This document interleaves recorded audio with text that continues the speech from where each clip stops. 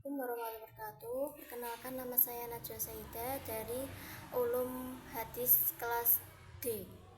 Sini saya akan membacakan soalnya, menjelaskan maksud dari hadis terkait dengan merujuk pada 6 kitab syarah hadis.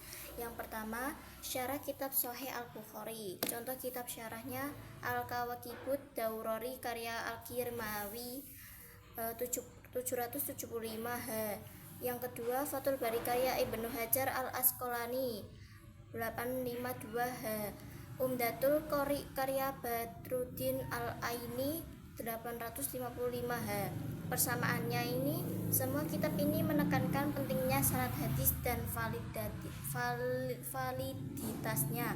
Penjelasan matan hadis sering dikaitkan dengan hukum fikih atau tema tertentu. Perbedaannya, Fathul Bari mendalami kritik sanad dan konteks matan, sering menyebutkan pandangan lintas madhab.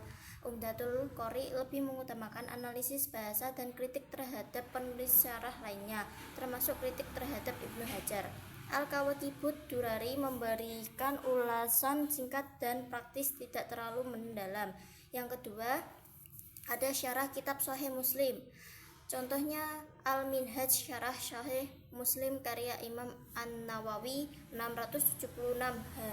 Ikmal Al-Mu'alim karya Al-Qadi Iyad 544 H. Persamaannya fokus pada intinbat hukum dan implikasi fikih dari hadis. Keduanya sering menyebutkan pandangan madhab Syafi'i karena latar belakang penulis. Perbedaannya, Al-Minhaj lebih sistematis dalam membahas tema serta mencakup pelajaran akhlak dan hikmah. Ikmal Al-Mu'alim lebih menonjolkan analisis sanad dan detail periwayatan. Yang ketiga, syarah kitab Sunan Abi Dawud. Contoh kitabnya Aunul Ma'bud karya Syamsul Haq Al-Azim Abadi. Badlul Majbud karya Khalil Ahmad Saharan Puri. Persamaan, keduanya membahas hadis dengan fokus pada implikasi fikih, memberikan perhatian khusus pada hadis yang dianggap problematik. Perbedaannya, Aunul Ma'bud lebih sederhana dan ditulis untuk pembaca umum. Badlul Majbud lebih mendalam dalam diskusi sanad dan hukum. Yang keempat, syarah kitab Sunan At-Tirmizi.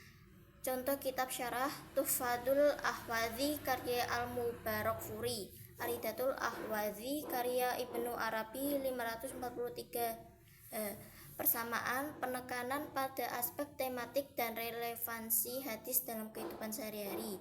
Perbedaan, Tuhfatul Ahwazi memberikan analisis yang lebih praktis, sering digunakan sebagai referensi dakwah.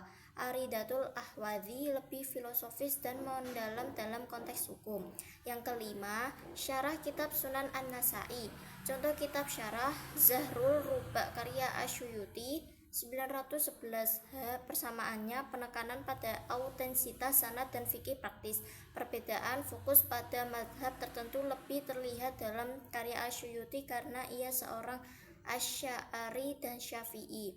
Yang keenam, syarah kitab Sunan Ibnu Majah. Contoh kitab syarah Al-Misbah Az-Zujajah karya Al-Busiri 840 H. Persamaan, fokus pada pembahasan sanad karena Sunan Ibnu Majah sering kali berisi hadis-hadis lemah. Perbedaan, Al-Misbah Az-Zujajah lebih memperhatikan validitas sanad dibandingkan penafsiran matan. Faktor umum yang membedakan isi syarah. Yang pertama, madhab penulis. Penulis dari madhab Syafi'i cenderung memprioritaskan keselarasan hadis dengan pandangan madhabnya. Penulis Hanafi lebih menyoroti hadis-hadis yang mendukung qiyas atau kaidah madhab mereka. Yang kedua, latar belakang keilmuan. Ahli hadis, muhadis lebih fokus pada sanad dan matan. Ahli fikih lebih sering menyoroti hukum yang dihasilkan dari hadis. Yang ketiga, tujuan penulisan. Kitab untuk penelitian ilmiah lebih mendalam, sementara kitab praktis untuk dakwah lebih singkat.